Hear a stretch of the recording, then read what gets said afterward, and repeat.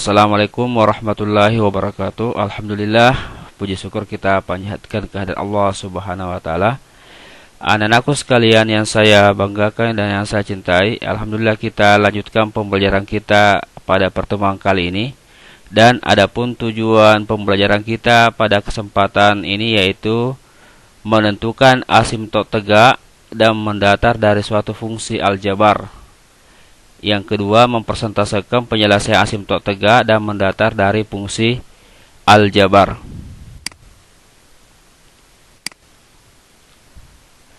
Oke, baik, kita perhatikan terlebih dahulu definisi asimtot.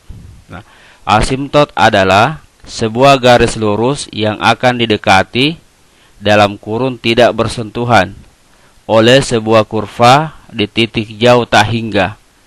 Nah, ada 3 jenis asimtot, yaitu asimtot tegak, asimtot mendatar, dan asimtot miring. Nah, pada pertemuan kali ini, insyaallah kita akan membahas 2 asimtot, yaitu asimtot tegak dan asimtot mendatar. Oke, baik, kita perhatikan visualisasi gambarnya ya. Nah, ini adalah gambar diagram Cartesius. Ya, ada kurva ini. Ya, yang pertama ini kurva. Ya. Oke, ini kurvanya adalah fx sama dengan x tambah 1 per x kurang 2. Nah, kalau kita perhatikan ujung-ujung kurva ini, ya, ini yang ke atas ini mendekati sumbu y, ya, mendekati sumbu y, ya, atau garis x sama dengan 2, tetapi tidak pernah menyentuh. Jadi dia mendekati sedekat-dekatnya. Begitupun yang sumbu y sama dengan 1. Jadi dia mendekati. Ya. Jadi garis ini yang tegak ini, inilah yang disebut asimtot tegak, yaitu x sama dengan 2. Ya, karena ini memotong di x sama dengan 2. Kemudian garis y sama dengan 1 yang ini. Nah, ini yang disebut asimtot mendatar. Iya. Jadi asimtot mendatarnya adalah y sama dengan 1 untuk fungsi fx sama dengan x tambah 1 dan per x kurang 2. Ya, jadi untuk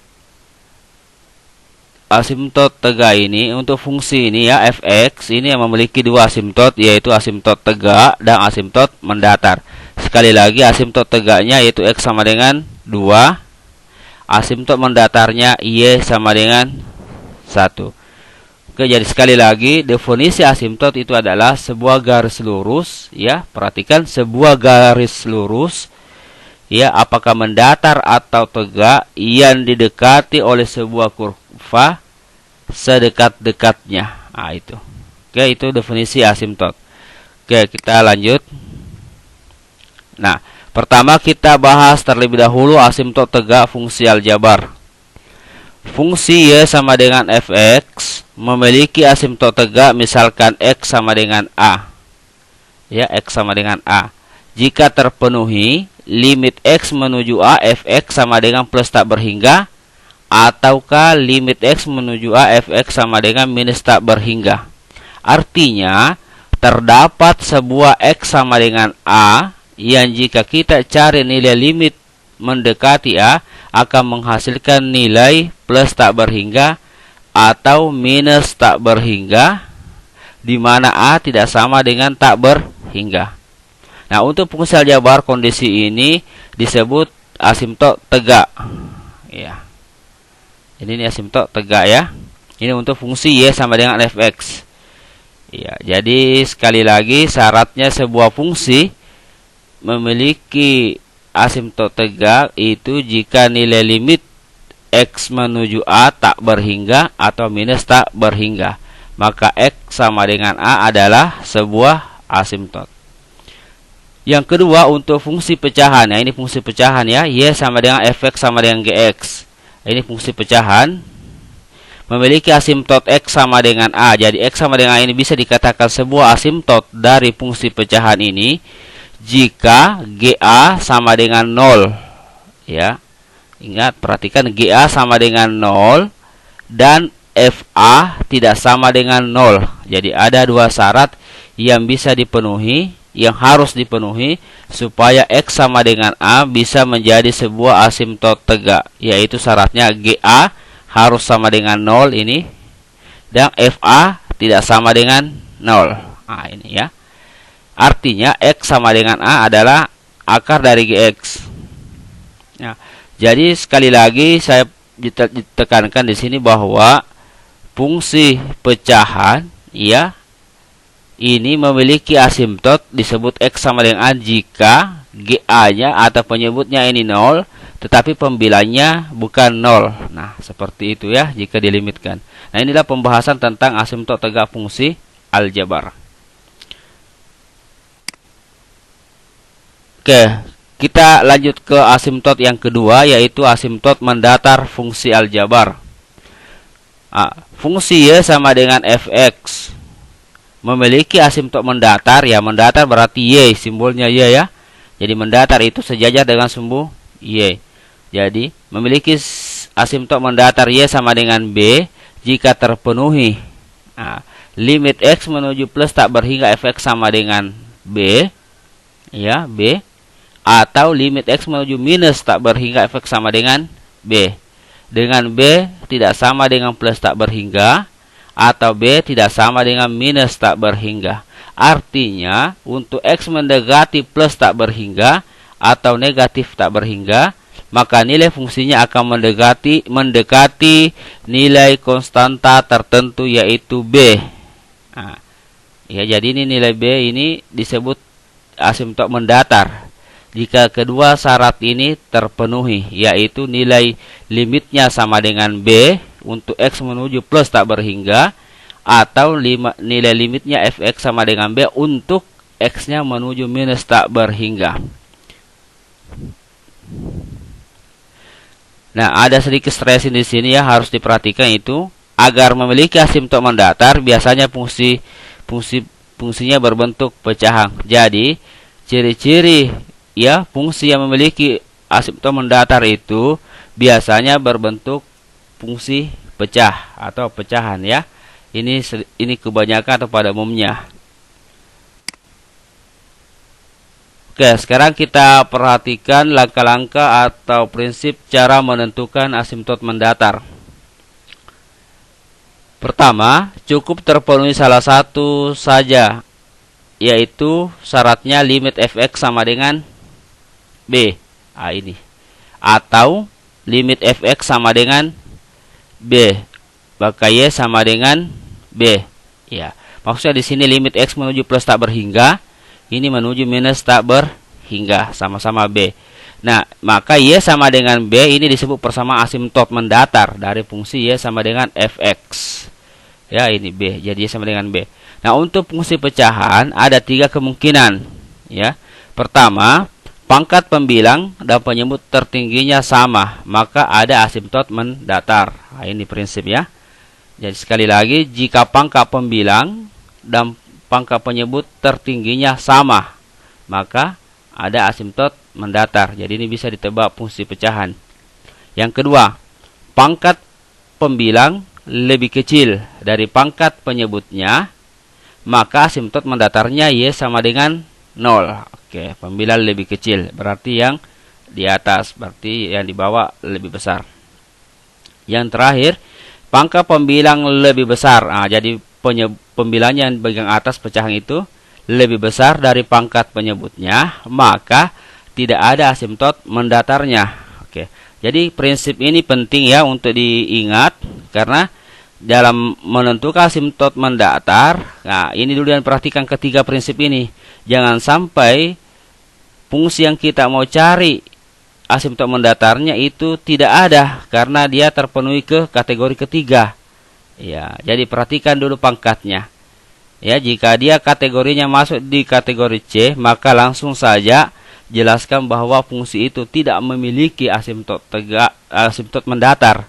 Karena alasannya ini, pangkat pembilangnya lebih besar dari pangkat penyebutnya. Oke, lanjut. Oke, baik, kita lihat aplikasi atau penerapan konsep asimtot ya. Nah, ini ada contoh soal yang pertama. Tentukan persamaan asimtot tegak dan asimtot mendatar dari fungsi fx sama dengan x tambah 1 per x kurang 2. Jika ada, ya. Oke. Jadi jika ada, jadi kalau tidak ada ya tidak usah ditentukan. Oke, baik, kita jawab sama-sama. Pertama, kita menentukan asimtot tegak. Nah, caranya karena kita perhatikan ini soal ya. Karena penyebutnya ini soal adalah x kurang 2, ya. X kurang 2, maka x-nya itu sama dengan 2. Iya. Jadi ini diambil x sama dengan dari penyebut untuk fungsi pecahan. Ya, sehingga persamaan asimtot tegaknya adalah x sama dengan 2. Jadi persamaan asimtot tegaknya itu sama dengan x sama dengan 2. Karena apa? Karena limit x menuju 2, ya, x tambah 1 per x kurang 2 itu sama dengan tak berhingga. Nah, itu tadi definisinya asimtot tegak. Jika x menuju a, ya kan tadi, atau a-nya di sini 2 dan nilainya ini tak berhingga. Nah, kita coba substitusi. 2 tambah 1 3. 2 kurang 2 0. 3 bagi 0 tak berhingga. Ya, karena nilai limitnya tak berhingga, jadi kesimpulannya x sama dengan 2 adalah asimtot tegak dari fx sama dengan x tambah 1 per x kurang 2. Oke, ini contoh 1 cara menentukan asimtot tegak. Oke, kita lanjut.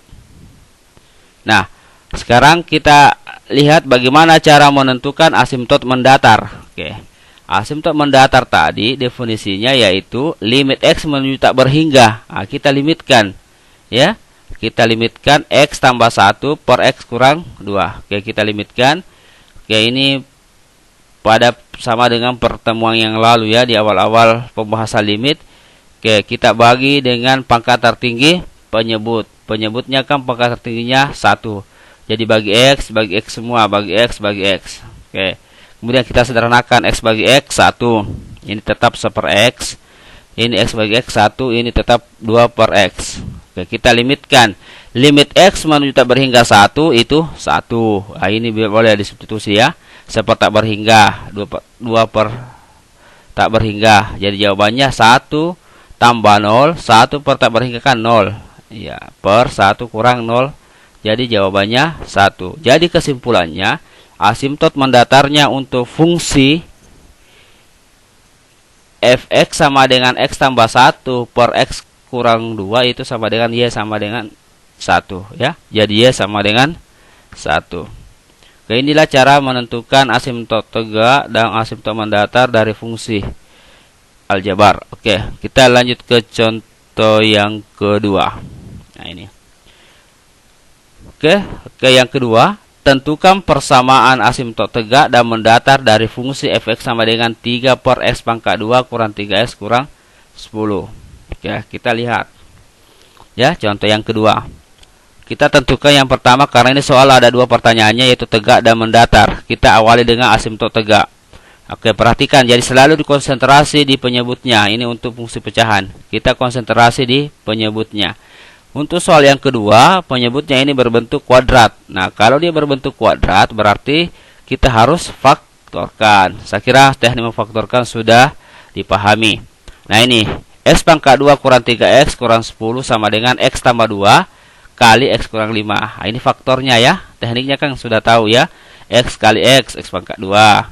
Yang ini 2 kali min 5 min 10. Yang ini ya tambah saja 2 tambah min 5 min 3 berarti oke ya.